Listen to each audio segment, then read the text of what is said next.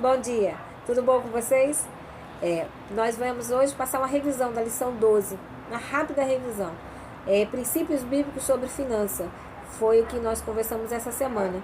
E o texto para memorizar lá de Deuteronômio 28, verso 2, diz: "E todas essas bênçãos virão sobre ti e vos alcançarão quando ouvires a voz do Senhor teu Deus." Amém? E nós falamos no primeiro tópico sobre finanças pessoais. E o texto diz: qual pode ser o resultado imediato e eterno de se negligenciar a causa do Senhor? É a pergunta 1. Olha, o resultado eterno é que Deus não abençoa. E aí você passa a ver que você trabalha, né? O texto está lá em Ageu, capítulo 1, verso 5 ao 11. Você trabalha e parece que é um sacola furada, né? Você se veste, não é o suficiente, você compra e não é o suficiente. Por quê? Porque Deus vê que você se empenha tanto nas suas coisas particulares, pessoais, mas a casa de Deus está abandonada, está largada. Você não tem comprometimento com as coisas de Deus. E aí Deus não abençoa as suas finanças pessoais. Olha, foi sério, não foi? Entender isso? E a pergunta B disse: o que todos os que com frequência tendem a pedir ajuda em vez de oferecê-la deveriam considerar? Bom, nós deveríamos considerar que melhor coisa é dar do que receber.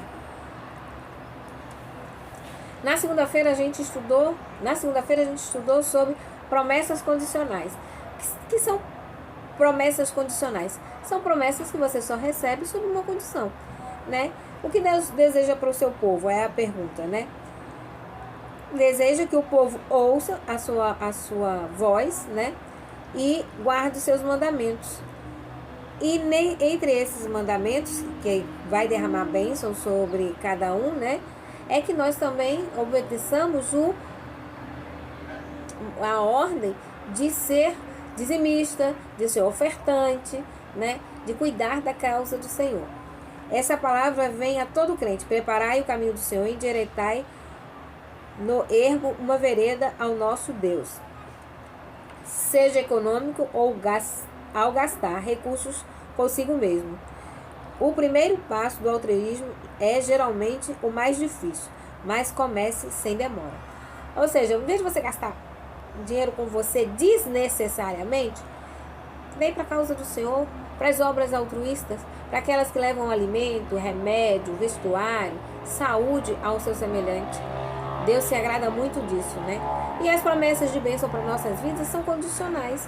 Se você ajuda ao próximo, se você ajuda a causa de Deus, você recebe bênçãos. É perfeitamente entendido isso, porque Deus é justo. Lá na terça-feira, nós vimos algumas lições dos dias de Cristo, né? Nós vimos lá os magos, eles procuraram saber onde estava o Salvador, né? O rei dos judeus, que havia acabado de nascer, e trouxeram presentes maravilhosos. Foram os primeiros a depositarem presentes caros, né? Aos pés de Jesus. E esse é um dos exemplos que nós devemos aprender, né? A buscar Jesus e também colaborar, né? Aqueles presentes dos magos, eles serviram para o ministério de Jesus. E nós devemos entender que, apesar da frase que todo mundo diz, mas Deus não precisa de dinheiro. Realmente, Deus não precisa de dinheiro. Mas a obra dele aqui na terra precisa, porque nada se faz sem dinheiro.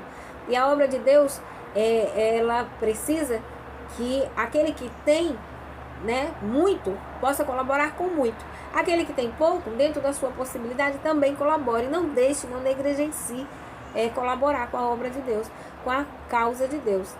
E é a maneira que Deus nos dá para não sermos egoístas, né? Querer tudo para nós e nada para o próximo, nada para o semelhante, nada para a causa de Deus. A maneira que Deus nos tem é essa, dizendo: olha, devolvei os dízimos e as ofertas. Sejam altruístas, né? Para que você aprenda, né, a ser uma pessoa sem egoísmo, sem egocentrismo, né? Uma pessoa que saiba dividir. Esse é um dos exemplos, né, daqueles tempos antigos. E a gente ainda tem lá na época do Pentecostes, vocês lembram? que ninguém tinha um pensamento separado do outro, o pensamento era um só, o coração era um só, o que um tinha dividia com o outro, vendia suas propriedades para dividir entre os irmãos, para todos terem a mesma condição de vida. Esses são os exemplos que nós devemos seguir. E aí na quarta-feira, nós temos aí no tempo dos apóstolos, como funcionava, né? Que é exatamente isso que eu acabei de falar. Eu acabei falando um pouquinho do tempo de Cristo, também falei dos apóstolos, que foi exatamente isso, né? Eles tinham só coração, dividiam tudo, né? E eles investiam tudo na causa de Deus, na propagação do Evangelho. E essa também é um exemplo maravilhoso para nós hoje, como eu já havia até dito, né? Na quinta-feira, que foi ontem, nós falamos sobre altruísmo sistemático. A gente até entendeu o que é altruísmo, né? É dedicar-se ao outro, né?